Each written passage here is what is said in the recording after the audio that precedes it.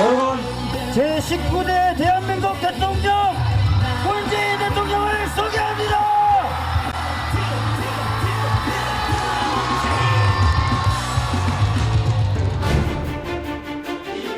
제19대 대통령으로 더불어민주당 문재인 후보가 당선됐습니다. 2위 홍준표 후보를 550만 표가 넘는 역대 최대 표 차이로 누르고 1위에 올랐습니다. 2012년 대선에서 박근혜 후보에게 108만여 표 차로 아쉽게 패한 뒤 다시 도전해 꿈을 이루었습니다. 민주당은 10년 만에 정권 교체에 성공했습니다.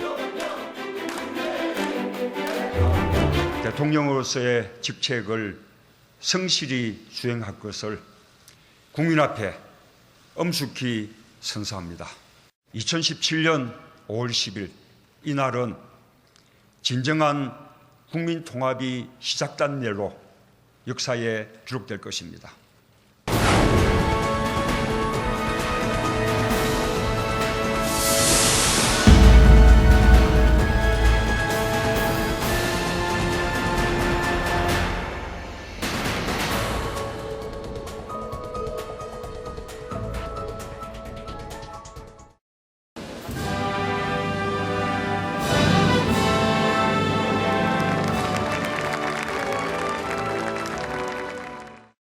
문 대통령의 당선은 한편의 드라마 같았습니다. 지난해 10월 최순실 국정농단 사태가 불거졌습니다. 권력의 추악한 민낯을 바라본 시민들은 촛불을 들고 광장으로 몰려나왔습니다. 나라다운 나라를 만들라고 외쳤습니다.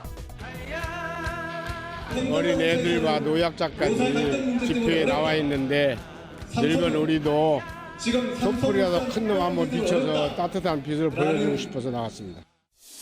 지금부터 2016 헌나 그리고 지난 3월 10일 헌정사상 최초로 박근혜 대통령의 탄핵이 결정됐습니다. 피청구인 대통령 박근혜를 파면한다. 그동안 촛불을 들고 광장을 지켰던 많은 시민들은 환호했습니다. 국민이 승리했습니다. 촛불이 이루어냈습니다.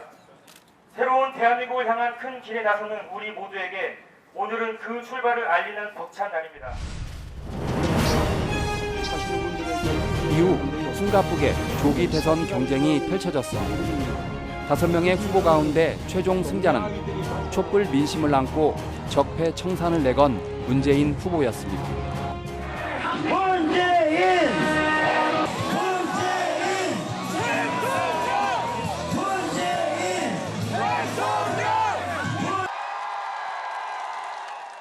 정의가 바로 서는 나라, 원칙을 지키고 국민이 이기는 나라 꼭 만들겠습니다. 소중한 한 표를 행사한 전북의 유권자들은 새 대통령에게 큰 기대를 걸고 있습니다. 서민경제 말로만 하지 말고 정말 우리 국민, 온 국민을 위해서 대통령을 하시면 좋겠어. 일자리가 일단 많이 늘어났으면 좋겠고요. 그리고 요즘에 비정규직 문제가 많이 심하잖아요. 그게 이제 정규직으로 많이 전환될 수 있는 기회가 많았으면 좋겠고. 지난해 전라북도 총선은 국민의당, 올해 대선은 민주당의 승리로 막을 내렸습니다. 한 번씩 공방을 주고받은 양측은 내년 지방선거에서 치열한 접전을 예고하고 있습니다. 지역정가 재편이 불가피해졌습니다. 지난해 총선 이후 1년 동안 펼쳐진 전북 정치권을 되돌아봤습니다. 또 앞으로 펼쳐질 전북 정치권의 미래도 살펴봤습니다. 더불어민주당 전북도당은 1년 만에 잃어버린 전북의 민심을 되찾았습니다. 그러나 지방선거가 내년으로 다가와 긴장의 끈을 늦추지 않고 있습니다. 지난해 총선 결과는 더불어민주당에게 충격적이었습니다. 30년 가까이 전북 정치를 독주해오던 민주당은 지난해 총선에서 전북의 10석 가운데 단 2석만을 얻는 데 그쳤습니다. 민주당은 고개를 숙였습니다. 전북의 유권자들이 지역 발전에 큰 성과를 내지 못한 민주당에게 회초리를 들었다며 반성했습니다. 호남을 배려하지 못하고 우선으로 두지 못하고 사실은 방법적으로 이용한 게 아니겠느냐 하는 생각들이 많았고, 이래가 더 반성해라 라고 하는 게 우리 자식 사랑하면 효출이 들게. 민주당 전북도당은 지난 1년 동안 끊임없는 자기 반성을 했다고 밝혔습니다. 올해 대통령 선거에서 승리하기 위해 유권자들에게 더 낮은 자세로 다가갔다는 겁니다. 작년 4.13 총선에서 우리 더불어민주당이 참패를 했습니다. 그래서 제가 도당위원장이 되면서 우리 도당은 리더가 아니다. 그리고 도당은 서포터다. 지원하는 거다. 그래서 도당의 당직 개편을 했었습니다.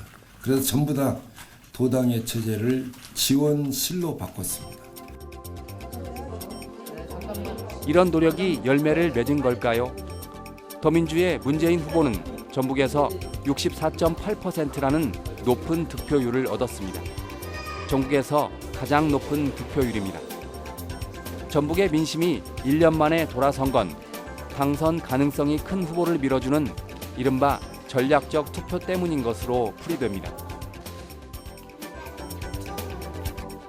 이번 선거는 이제 좀 전략적 투표 이런 것이 강하게 나타나서 이른바 이 될 사람한테 투표를 해야 된다 하는 것과, 특히 이제 20, 30대, 40대 애들은 이른바 이 세대별 차원에서 소신 투표를 해서 될 사람을 선택하려고 하는 그런 성향이 강하게 작용한 그런 결과라 이렇게 생각해 볼 수 있을 것 같습니다. 반면 국민의당은 1년 만에 천당과 지옥을 오갔습니다. 국민의당은 지난해 총선에서 30년 동안 전북 의석을 싹쓸이한 민주당에게 쓴 잔을 안겼습니다. 전북의 10석 가운데 7석을 차지하며 녹색 돌풍을 일으켰습니다. 대한정당, 수권정당으로서의 정권교체를 반드시 이루고 전북의 정치를 부활시켜 호남 정치를 복원하라는 이번 대선 과정에서도 안철수 후보를 앞세워 다시 한번 전북 정치권의 맹주를 노렸습니다. 안철수 정부는 승자 독식 정권이 아니라 여러 당이 함께하는 공동정부로서 싸움판 정치를 끝내고 타협과 합의의 정치를 만들기 위해서 꼭 전북도민의 지지가 필요합니다. 하지만 성적표는 초라했습니다. 선거 초반전만 해도 안철수 후보는 문재인 후보와 엇비슷한 여론조사 비율을 보였습니다.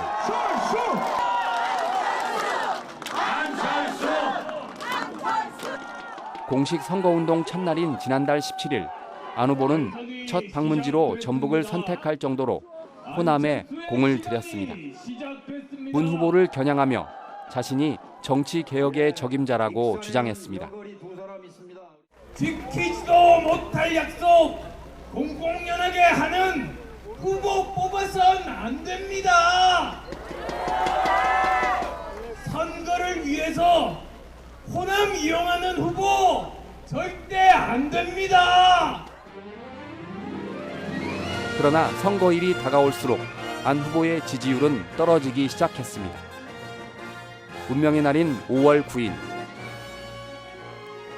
최종 득표율은 문재인 41.1%, 홍준표 24%, 안철수 21.4%였습니다. 전북에서 얻은 득표율은 더 충격적이었습니다. 문재인 후보와 양강 구도를 벌일 것으로 기대됐지만 안 후보가 얻은 전북 득표율은 23.8%였습니다. 반면 문재인 후보는 전북에서 64.8%를 얻어 안 후보보다 3배 가까이 많았습니다. 국민의 선택을 겸허하게 받아들이겠습니다. 변화의 열망에 부응하기에는 많이 부족했습니다. 보수와 진보, 진보와 보수라는 프레임 속에 중도를 표방한 안 후보의 목소리는 더 많은 유권자들을 끌어들이는데 한계를 드러냈습니다. 국민의당 전북도당은 선거가 끝난 뒤 패배를 인정했습니다. 신발끈을 다시 고쳐매고 전북의 미래를 위해 더욱 분발하겠습니다. 국민의당 지도부는 대선 패배에 책임을 지고 총사퇴했습니다. 국민의당은 지도부 공백이라는 위기를 극복하기 위해 지난 16일 서둘러 원내 대표를 선출했습니다. 결선 투표까지 가는 접전 끝에 전남의 4선 김동철 의원은 원내대표로, 전북의 조선 이용호 의원은 정책위 의장으로 뽑혔습니다. 협조할 것은 협조하겠지만, 그러나 해서는 안 되는 일을 할 때는 우리 국민의당이 가장 앞장서서 마련해야 할 것입니다.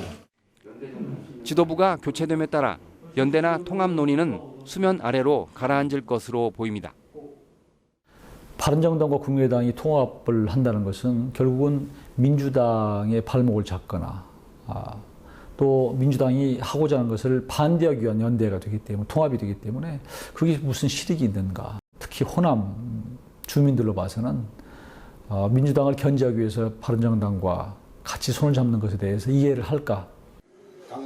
전북의 보수 정치도 국민의당 못지않은 위기를 맞았습니다.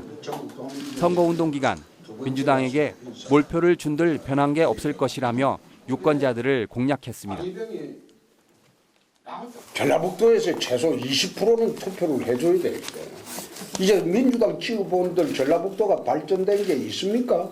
20% 정도는 밀어줘야지 이 사업을 할 수 있는 동력이 생긴다. 침체된 지역 경제를 살리고 지역 균형 발전에 대한 확실한 철학을 가지고 있는 대통령이 필요합니다.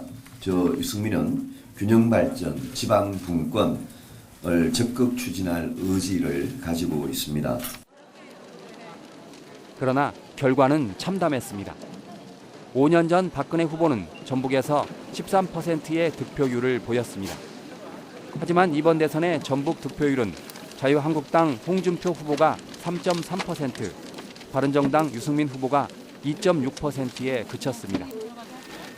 두 후보의 득표율을 더해도 5.9%에 그쳐 전북의 보수 지지층은 불과 5년 만에 반토막이 났습니다. 당장 내년 지방선거를 앞두고 고심이 커지고 있습니다. 내년도에 지방선거가 바로 목전에 다가오는데 그 점에 대해서도 그래서 야당으로서의 제 기능을 다하는 이런 일을 꼭 하고자 합니다. 저희 바른정당은 우리 도민 여러분들께 좀 한 발짝 더 다가서서 정말 같이 체감하고 공유할 수 있고 소통할 수 있는 그런 전략으로 지방선거 준비하도록 하겠습니다. 진보정당인 정의당의 부진도 아쉽습니다. 심상정 후보는 선거운동 기간에 전북을 2번이나 찾으며 전북에 공을 들였습니다. 우리 예술인들에게도 고용보험, 산재보험 이런 노동인권 다 적용해서 우리 예술인들이 당당한 대한민국 만들겠습니다. 하지만 심상정 후보가 전북에서 얻은 득표율이 4.9%에 불과해 기대했던 성과를 내지 못했습니다. 이번 선거는 진보 정당에 대한 그 새로운 밑그림을 그리는 그런 투표였다고 생각을 하고요. 전북을 운영하는 데 있어도 진보적인 정책 의제를 전북 도정에 아니면 전라북도를 바꾸는 것에 정의당이 함께 해야 될 것 같습니다. 전북의 민심을 확인한 19대 대선이 마무리됐습니다. 이제 지역 정가의 관심은 자연스럽게 1년 앞으로 다가온 지방선거에 쏠려 있습니다. 이 시점에서 전북 정치권에 주어진 과제는 만만치 않습니다. 민주당은 성실한 공약 이행, 그리고 국민의당을 비롯한 야당은 견제와 협치의 정신을 보여줘야 합니다. 민주당은 이번 대선에서 압승을 거둠에 따라 새 확산을 자신하고 있습니다. 하지만 내년 지방선거에서도 자만하지 않기로 했습니다. 지난해 총선의 참패를 잊지 않겠다는 겁니다. 도민들의 의견을 가장 중시하면은 우리 도민들께서 그런 진정성을 믿어주고 또 저희 더불어민주당에 계속 지지를 보내주실 거라고 믿습니다. 민주당에게 이런 새 확산도 중요하지만 가장 중요한 과제는 문재인 대통령의 전북 공약을 제대로 이행하는 겁니다. 호남의 수도 소외가 되는 이중의 상실감과 아픔, 제가 전북의 친구가 돼서 풀어가겠습니다. 약속드립니다. 인사차별을 바로잡겠습니다. 문 대통령이 전북목 찾기를 비롯한 다양한 공약을 내건 만큼 대통령의 공약 이행률이 내년 지방선거에 큰 영향을 미칠 것으로 보입니다. 당과 또 청와대 또 소통하는 역할을 좀 충실히 좀 해서 공약했던 이런 것들이 좀 전북 발전이 좀 가시화될 수 있도록 노력을 좀 해야 되겠다, 그런 생각을 하고 있습니다. 특히 삼선인 익산의 이춘석 의원은 민주당 사무총장에 선임됐습니다. 여당의 중견 정치인으로 전북 몫을 찾는데 앞장서야 할 것으로 보입니다. 전라북도를 별도 권역으로 만들어서 인사와 예산, 사업에서 처벌받지 않겠다 하는 약속을 했습니다. 그 약속 지키지 못한다고 하면 저부터 문재인 대통령과 싸우겠습니다. 전북 출신의 인사를 중용하는 과정에서 장관이나 차관 같은 고위직 임명 못지않게 정부 부처에 국장과 과장을 양성하는 게 시급합니다. 위에 이 눈에 보이는 그런 인재보다도 허리가 튼튼해야 된다고 봅니다. 전북 출신들이 활동할 수 있도록 하려면은 그 밑에 있는 과장, 국장들이 많이 양성이 돼야 된다고 봅니다. 전라북도는 새 대통령과의 원활한 관계를 최대한 활용해 지역 발전에 좋은 계기로 삼아야 합니다. 인사라는 단어를 제일 먼저 쓰시더라고요. 인사부터 시작해서 모든 것을 전라북도를 챙기겠습니다. 이렇게 분명히 저한테 말씀을 하셨습니다. 국민의당은 지난해 총선에서 승리하고도 그동안 조직력을 확장하지 못했습니다. 다시 유권자들에게 다가서고 경쟁력 있는 후보를 영입하는 게 큰 과제로 남았습니다. 도민들이 현명해서 그 양당 체제를 유지시켜주는데 선택적인 전략적인 선택을 할 거라고 보거든요. 그러기 위해서는 좀 더 경쟁력 있는 후보를 내는 것이 국민의당이 해야 할 일이라고 생각을 합니다. 전북의 정치력을 키우는 것도 여전한 숙제입니다.